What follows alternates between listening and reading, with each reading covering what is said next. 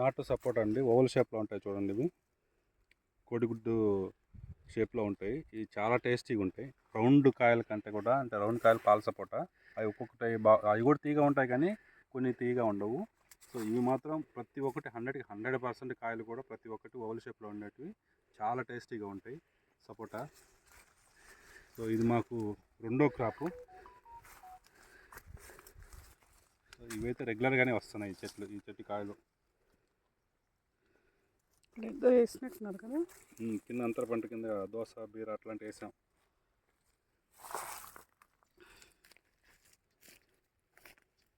మునగాకు అంతర పంట కింద మునగాకు.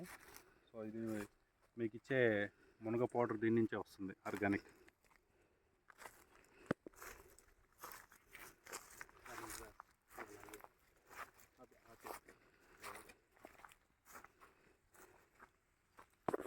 ఇది లెమన్ గ్రాస్ అండి.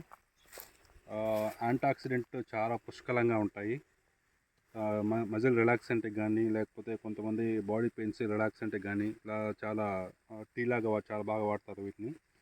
డైరెక్ట్ టీలో పాలలో వాడుకోవచ్చు, లేకపోతే ఉట్టి వాటర్లోనే దీన్ని వేసుకొని మనం టీ లాగా తాగొచ్చు. సో ఎలా అయినా సరే దీన్ని కన్జ్యూమ్ చేయొచ్చు.